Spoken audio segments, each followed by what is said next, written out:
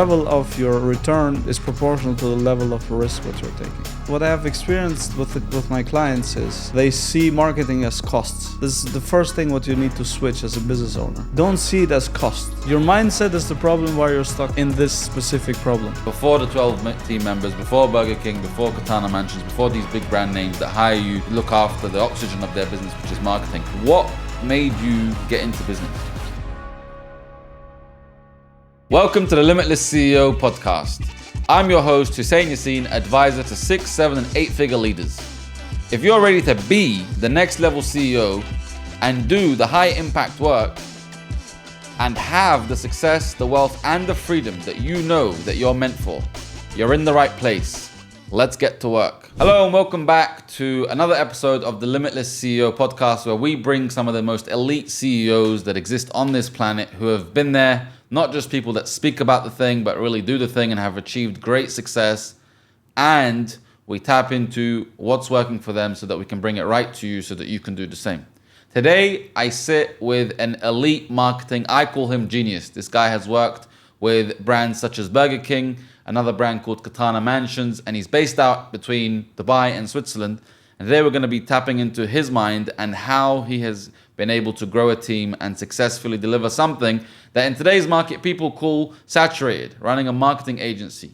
So today joins me Aldi Dyla from Alding. Aldi, how are you today? Very good, brother. Nice to see you. Thanks for the invitation. It's definitely good to have you here. Thank you. So I want to start by tapping into where are you at today with your business? I am today I would say in growing the business still, because you never stop growing. I'm making good moves, and obviously with working with a lot of big clients, which I'll as well as implementing AI inside of the business, which is very important to grow, and still in a growing process. So even you have a black belt in your as a karate master, you still have to have a white belt in your mind and operate like a white belt. And so yes. I'm in the growing process. Still in the growing process. So how many team members do you have today?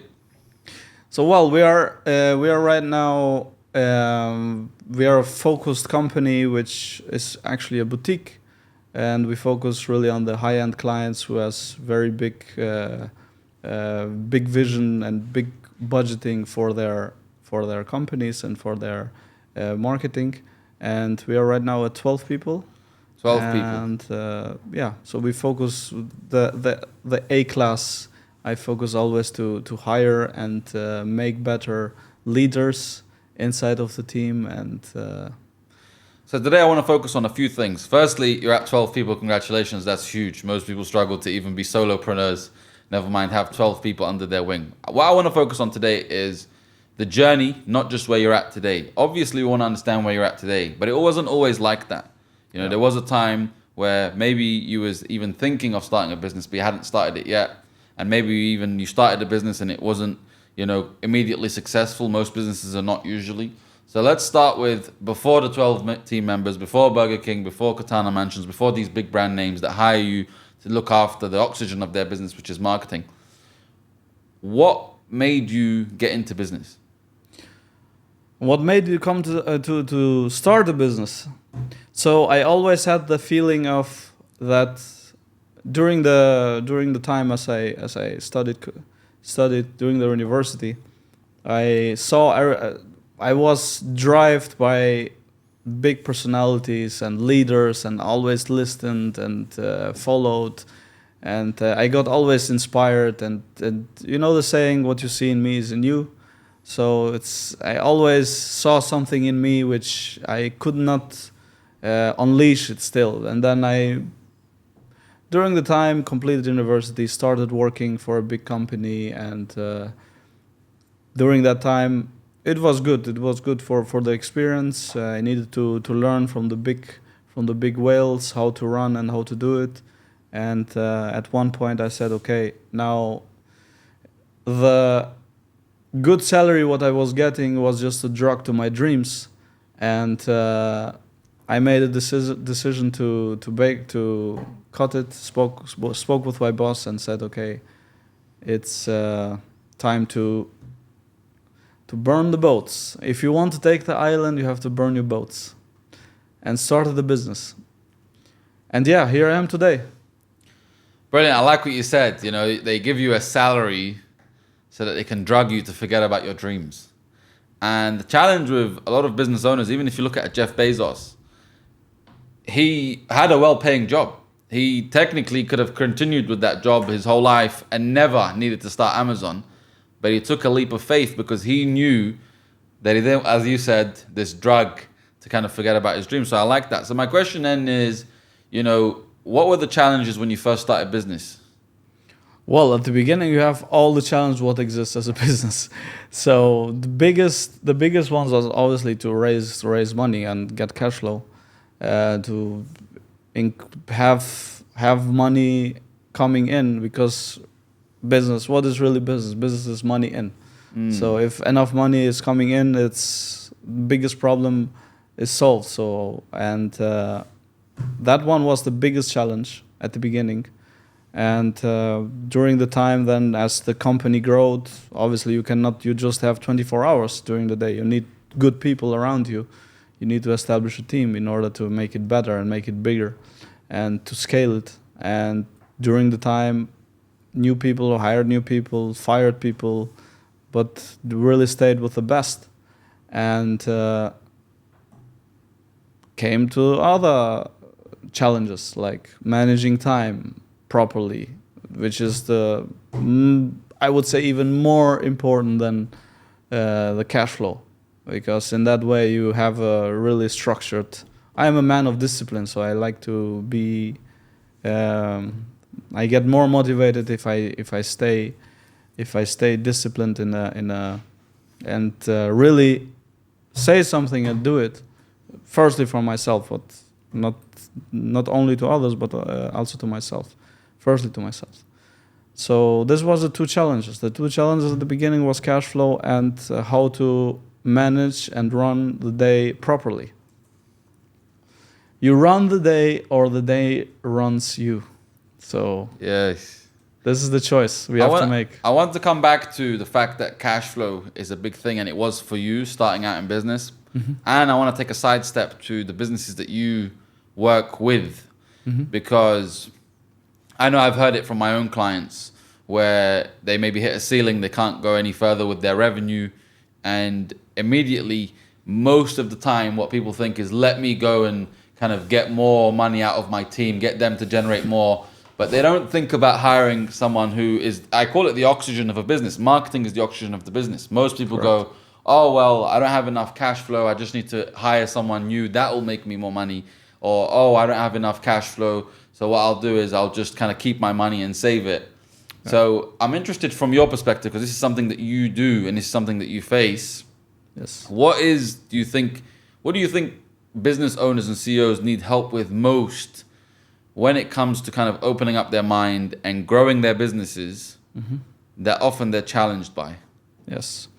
So firstly, marketing. Every business owner who neglects marketing part or doesn't prioritize marketing or don't see it as an investment is not taking his business seriously. If you don't consider as a business owner to invest money in your marketing, then you're not taking your business seriously, because you're really you're optimizing your costs in the wrong area.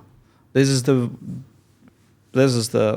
fact what every business is doing, has done, and will do. One of the most important things is marketing, and having this part to market yourself in the right way, your brand, yourself, can be a personal brand, can be a corporate brand, whatever it is. It's much easier to build a beautiful garden and attract the butterflies to come to your garden than to chase the butterflies. And this is what it is with marketing and with your brand. Apple, for example, huge, and every one of us know what they're doing, what they have done. So Coca-Cola, they have don't need to talk about more about this thing. So it's all they spend so much money in marketing. So what a lot of business owners fail and don't prioritize is the marketing inside of their company. So for a business owner that's listening to this right now, Yeah. or a CEO, or maybe it was one of your current clients that at one point was giving you this as an objection, because I like what you said, it's easier to attract, the butterflies by building a nice, beautiful garden. And Yes. often people say, well, I don't have the time, I don't have the money to build this garden. It's going to take time. I have to go gardening. I don't want to go to buy some soil. So for a business owner or CEO listening to this, Yes. why do you think they do that in your experience? Because logically it makes a lot of sense. Yes. Marketing is the oxygen of a business. Why not do it? So the first question is, why do you think they do that? Why do they put that off? What I have experienced with my clients is they see marketing as costs. This is the first thing what you need to switch as a business owner. Don't see it as cost. It's all here. It's all a framework of mindset. So it's not cost, it's investment. You're investing to make more. This is the first thing. And this is also why the people fail then, because if you see it as cost, then this will automatically, you'll try to reduce it and to keep it as low as possible, not order to waste money. But this is actually, you can do this. Do it with, if you have some softwares where you can optimize the costs, or you have some, I don't know. So there are multiple ways of how you can optimize your costs, but not with marketing. Marketing, you invest this, you invest X, you get 5X, 10X. Depends on the strategies and everything, who you have by your side as a marketing. And to answer that other question, you don't have the time, you don't need to do the marketing. Just hire somebody who is profound, shows good results, has done it for other people. And my personal advice would be, don't give more the opportunity to the people who are a little bit smaller and who delivers quality, not who focused on who are everywhere a little bit. Because during the phase of scaling, you know it by yourself, during the phase of scaling your business, you come to a point where you have so much to do because there are new clients coming in, and then your focus gets 5%, 5%, 5%, 5%. It's better to combine this focus for one client and deliver quality. And obviously you have a team behind, you have people behind who does it. But give it to a team who really is motivated and has something to prove and has something to show that they can do it, because the hunger behind is important as well. So sometimes you can hire someone who is really successful, but he cannot bring you that specific results because they are maybe too diversified in multiple projects, and they cannot give you, because they are scaling problems, and the focus goes somewhere else and not in your company. And in another way, if you hire someone, a small team, or someone who is really focused, so focus is super important here. I mean, I completely get what you're saying. I even personally understand what you're saying, because what I've heard this before myself in terms of coaching. Listen, I'll just do it myself. Some people also feel like some form of guilt or shame that they have to admit, some sort of defeat. Oh my God, I have to kind of hire someone to help me. So I understand that, because I've definitely felt that before. And here's what I've found. The truth is, I've found the problem with most people is not that it's a business problem. It's just a extension of their own psychology. As children, as youth, we're always taught, don't ask your neighbor for help, whatever it is. And as a result, now they bring it into their business, and now, they're burning out. They are even falling behind cash flow is now a symptom. They think it's a cause. Oh, I just need more cash. But cash never solves a cash problem. And the result of that is because they're trying to micromanage everything until they're choking the hell out of their own business because they want to do it all alone, but they don't have time anymore. They don't have the energy anymore. And then what happens is it's almost like what comes first, the chicken or the egg, you know. Don't have marketing, make less money. Make less money, I can't get marketing. I don't have marketing, I make even less money. And eventually businesses go out of business. You know, when was the last time you saw a business that said, oh yeah, like, you know, every person on this planet knew about me and I just got no sales and I closed down? It doesn't happen. It's usually because of the situation where they want to micromanage everything and they want to do it themselves, and they are seeing it as a cost. But here's the truth. They're not seeing the real cost. The real cost is, you know, maybe the wife or the husband that's at home waiting for them, and now they're there at 8, 11 p.m. missing dates or whatever it is. The cost is not spending time with their kids. The cost is their staff who now have to be laid off and fired because we don't have any more budget for you. So there is a cost until they realize that they can't escape cost. Absolutely. It's always going to cost them something. They just have to choose which one it is. Yeah. So now to come to it, to being an investment, what do you think a CEO or a business owner right now needs to hear out there that can start to make that mindset shift to say, oh wow, marketing is an investment, not a cost for me? You play chess, right? Yes. So think of the analogy of a chess. So you have obviously your different pieces, but the two most important pieces are obviously the king and the queen. You heard it maybe before, that king is sales, sales is the king, queen is marketing. So if you look at it like this, you have the king can only move one square at a time, right? In every area. So, but it's actually also the most important piece because you need to protect it, not get checkmated, and you need also to win the game or to use it in a way that is also sometimes to threaten the opponent's king with other pieces. And the queen here, which is marketing, is actually the piece who leverages you to save your king and to win the game, because it can go multiple ways, and it has the most powerful piece on the board.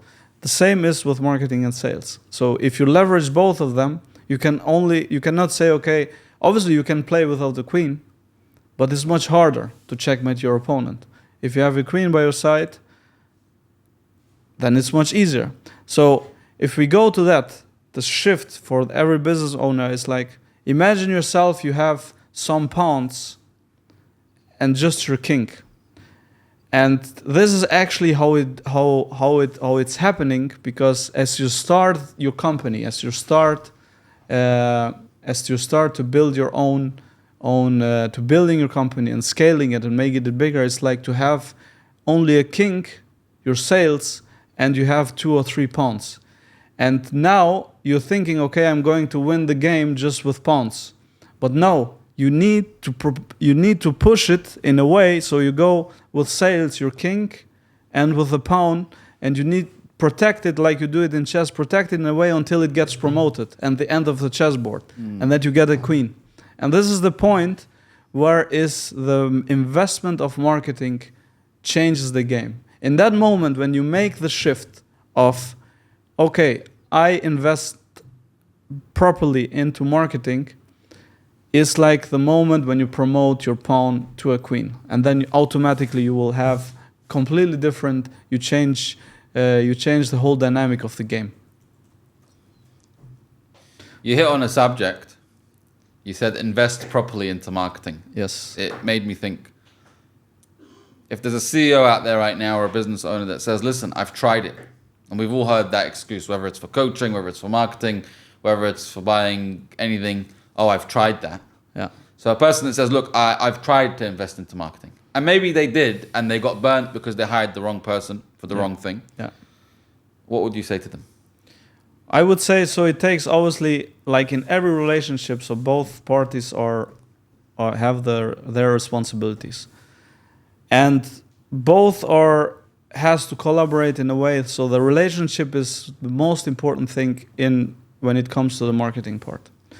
That means, I'm sure a lot of business owners got burned with marketing agencies or marketing people because they said something and they didn't deliver it, or it was just for some. What you hear most of the time is that people invest the budget and it get all burned, and so here is most importantly to work really like a team. This is your team member, your new team member. You're paying this person or this company, but it has to be integrated in your culture. It has to understand you properly. But also on the other hand, you have to give the money, the freedom, and everything what it takes to operate that specific part to do their best. So don't treat them. You have to treat them properly in order that they deliver their work. And here is communication the key, to speak weekly, speak bi-weekly, speak to be in a way that you come always with new strategies, and never come to a point, okay, something didn't work, one strategy didn't work, okay, it's over. No, there is always that you're failing down the road. So in order to increase your success rate, you have to double your failure rate, right? So maybe one strategy is not working, boom, you go to the next one. This strategy is not working, boom, you go to the next one. And you will, at one point, you will hit it. And all the work what was there will get paid off at the end. Because the challenge is here, obviously, this is why you have this challenge. The challenge is here to bring you to the next level, to scale you, and in all the steps, failing down the road, at one point it will come that it will blow up, and once it blow up, then all the failures will get forgotten. So I want to make this as kind of actionable for somebody out there. So imagine I want to make this as actionable as possible for anyone listening. I like what you said, to increase your success rate, you must double your failure rate. And we all know that, the bigger the mess that you make, the more that you're going to find out, the more success you're going to have. If you make no mess, you play it safe, you don't have enough data to kind of make judgments on to get anywhere that you need to go. But right now, in this moment, there's a CEO out there, there's a business owner out there who's burning out. They're burning out on both ends of the stick. They're doing everything they can. The cash flow is tight. Yeah. And they're thinking, I hear what this man is saying. I know marketing is the oxygen of business. I know it's the queen that saves the king. Where can I start, considering where I'm at right now? I'm burnt out, cash flow's tight. What's my first move? Your first move would be get a personal coach. This would be, you need to fix your mindset first. Mindset first, then comes marketing. It goes even beyond. This is, if you can have budget for marketing, you can have the best guys, but if your mindset sucks, then this is a deeper problem. This is the root of it. And I would like to ask you back. 1 second, let me just say something. Thank you for asking. That is a very interesting answer. I didn't expect you to say that. So you didn't say, hey, try this new ad strategy, tactic. No. It has nothing to do with business. It has nothing to do with marketing. It's all in your mind. It's all in your mind. Fix yourself. Fix yourself first. Okay. If you have done it, this is then because this is why you're stuck. Your mindset is the problem why you're stuck in this specific problem. What an and that's why answer, yeah. you need to update it first. You can do it by yourself, but it's much easier to have somebody who helps you with. And in that way, then comes the next part, the strategies. 80% psychology, 20% mechanics. 100%. So marketing is still mechanics. Yeah, what was your question? My question to you is, if I can ask you back, is when people comes to you, business owners, and you helped a lot of them to scale, to making it 5x, 10x, not by strategies like I'm doing it with marketing and brand, and everything what is needed for the digital identity to boost it, you help them obviously on the other part, which is the most important part of psychology behind. What have you done? What would you say to a specific person? What would you say to a business owner? What he needs to get checked first, needs to get updated first. Yeah, that's a really good question. And yeah, we're tight on time, so I'm just going to share this very quickly, and maybe on the next episode I'll discuss this further. You have to understand something, that most people, they don't lack the skills. The skills are there, but it's one big thing, and it's nothing to do, it's psychology, but it's nothing to do with anything that they can go and acquire or have. Because if they're predicating their happiness on something you can acquire, that can always be taken away from you and you'll always be suffering or depressed. It's about their intention, funny enough. There's 3 levels of intention. Mm-hmm. And a lot of people, especially as they kind of get burnt, they go down the 3rd level, which is they have a counter intention. Mm-hmm. This isn't going to work for me. I've tried. It doesn't work. And even if they pay you to help them, they're paying you to prove that you can't do your job or that it doesn't work. And usually they're correct.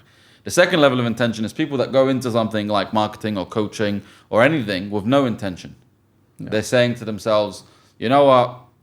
I don't know. Let's see how it goes. So when it gets tough, they just quit. Rarely do people have this first level, the level they need, which is to have a full intention. They need to understand that it is going to be tough. It's not easy. You're starting a business. 0.0004% of businesses survive the first 10 years. You're going into what one of my mentors calls a gladiator's game. It's not easy, but you have a full intention to succeed. You say, you know what? It's not going to be easy. I'm not going to focus on the whole thing. Every problem that comes up, I know that I can be the person who can solve it. And that brings us to the very thing that people need, which just backs up your answer, which is most people focus on the strategy. What marketing guy can I go and get? What business ad, Facebook ad, Google ad? What book can I read? What podcast can I listen to? And those things, they all work. Let's be real. Most of those work.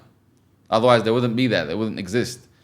The second thing is the story that you have, which is your intention, which is, oh my God, it's not for me. It doesn't work for me. I'm meant to be broke or whatever it is, or I can't run a business.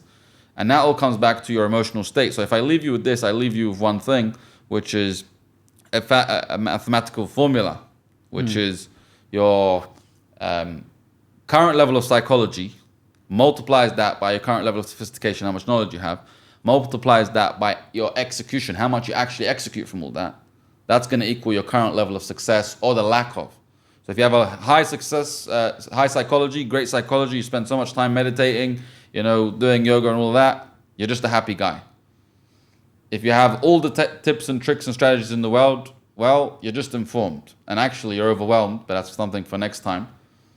If you have both of these, high success in psychology, high strategies, loads of strategies, and you do 0 execution, then again, you're just the wise broke guy. Forgive my French. The goal is to do all of these. Work on your psychology, work on getting more information, but execute. And when you execute, that's going to equal your current level of psychology and take you to the next level. So that's my answer. And I want to thank you for joining me today. It's been a pleasure having you. Thank you as well, brother. You've shared some great insights. You surprised me with your final answer. But I want to leave you one question, which I'm going to have as a ritual ending these podcasts episodes, which is,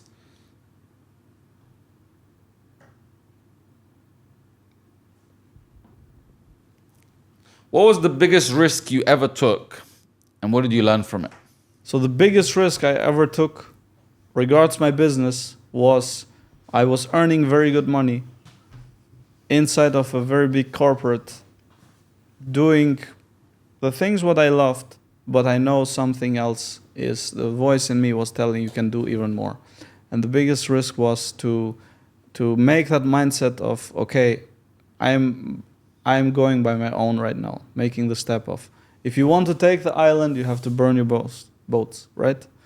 And in that way, I decided, and even without the savings what I had, I put it then on investing on a coach.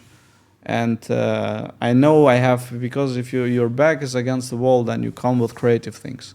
You come with creative things, what I need to do in order to come to the next level. And think about in this way. Every single you and me, every single, and people out there, especially the business owners, every single target so far, which you had, your goal, you achieved them all so far. All of them you achieved, right? So why not to aim a little bit higher? Why not 10 times more? So what did you learn from that move? I learned that you have sometimes the level of your return is proportional to the level of risk what you're taking. So you have to be willing to risk. Is like taking some how is it called if you if you have a ball and then you put it the down. bounce, the J curve. Yeah, you need to take this, and this is the risk is here. So beautiful, great. Well, thank you very much. Thank you I as well. look forward to having you on again. Yes, thank you, bro. Until next time, would love have to fun. come. Yeah. And thank you everybody for listening. I hope you got massive value from this. If you have any questions for us, reach out. Let us know who you'd like us to interview and what kind of information and podcasts you'd like us to put on. Take care and have fun. Thank you. Thank you for tuning in to the Limitless CEO podcast. If you're ready to step into your next level, be sure to follow the show and share this episode with someone who needs it. New episodes drop every Monday. Until then, stay bold, stay focused, and stay limitless. To your success, have fun.